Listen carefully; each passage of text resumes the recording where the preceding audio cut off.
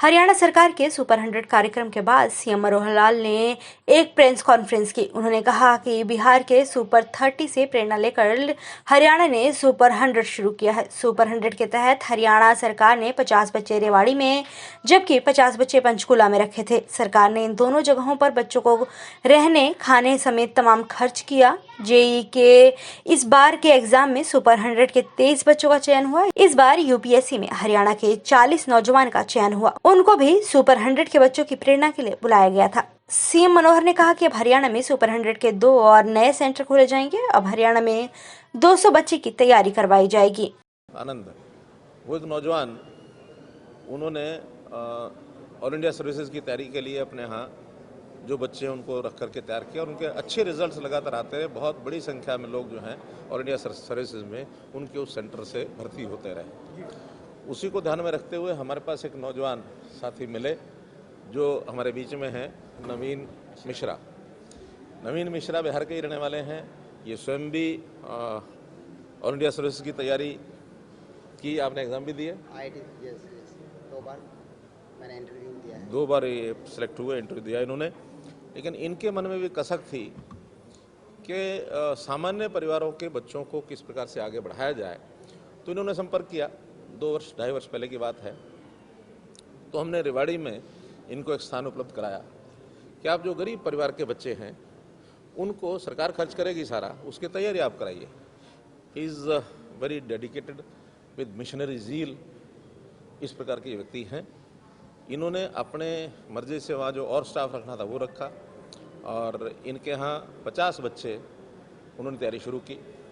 फिर इसी प्रेरणा को लेकर के एक और व्यवस्था हमारी पंचकुला में बनी। वहाँ भी 50 बच्चों का एक सेंटर।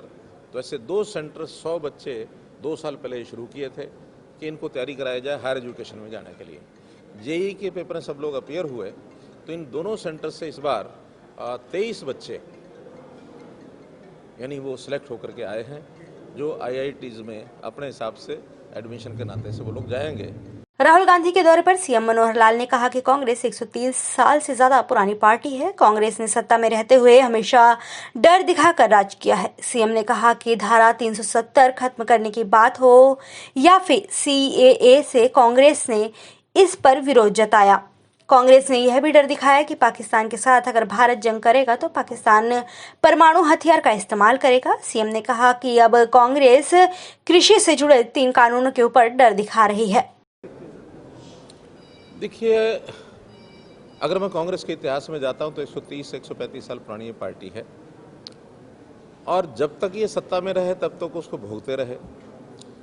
जब से ये सत्ता से बाहर हुए हैं तब से दूसरी पार्टियां जो सत्ता में आती हैं उनको हमेशा ये हवा दिखाते रहे, डर दिखाते रहे।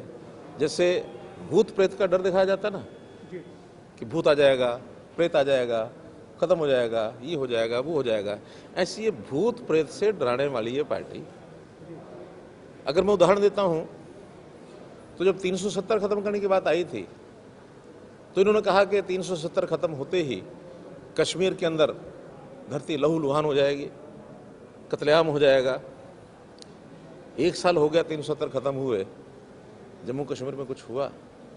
कोई पवित्र नदियाँ, चनाब, रावी का पानी, झेलम, ये सब जम्मू कश्मीर में चल रही हैं, बह रही हैं और वहाँ के आदमी अमन चैन से रह रहे हैं। आतंकवाद प्राय समाप्त हो गया। जब सीएए की बात आई, सिटीजन्स अमेंडमेंट एक्ट, उस समय इन्होंने ये कहा कि जैसे ये पास हो जाएगा मुसलमानों का नागरिकता समाप्त हो जाएगी, ये हो जाएगा, उनको अधिकार ही नहीं रहेगा, भाग जाएंगे। जबकि वो एक 4-5 ऐसे वर्गों के लिए वो कानून बनाया गया था कि जिनको वहाँ दूसरे देशों में, खास करके बांग्लादेश, पाकिस्तान, अफगानिस्तान में उनका रहना दूभर है।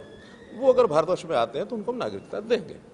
हिंदू है, जैन है, सिख है, ईसाई है, पारसी है,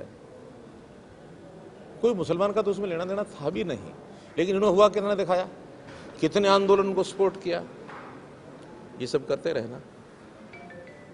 तो इसी प्रकार से पाकिस्तान के साथ हम लड़ाई लड़ेंगे तो ये परमाणु हथियार का उपयोग कर देंगे। इतना डर इन्होंने पाकिस्तान के साथ मुकाबला करने का बैठा रखा था कि उनकी सहायता ये कर देगा, उनकी सहायता वो कर देगा, युद्ध हो जाएगा। कभी नहीं कर पाए। लेकिन नरेंद्र मोदी जी ने आने के बाद वो सारा भ्रम दूर कर दिया। आज पाकिस्तान अपनी औकात में है, किसी प्रकार का कोई उसकी हिम्मत नहीं पड़ती कुछ करने की। चाहे चाइना के साथ सहारा कर ले, चाहे कुछ भी कर ले, चाइना का डर दिखाते रहिए। ये इनकी भूत प्रेत की दिखाने की आदत गई नहीं है। अभी भी ये जो 3 कानून हैं, इन 3 कानूनों के बनने के बाद आज भी क्या डराते हैं कि किसान का MSP खत्म हो जाएगा, मंडियां खत्म हो जाएंगी, ये हो जाएगा, वो हो जाएगा। आज सारी मंडियां ठीक से चल रही हैं, सबको MSP मिल रहा है, चाहे धान है, चाहे बाजरा है, चाहे मक्का है। और जो धान, जो बाजरा आज हम प्रोक्योर कर रहे हैं, एक 5-5 मंडियां ये राजस्थान की और पंजाब की जाके छांट लें कि वहां बाजरा बिक रहा है क्या।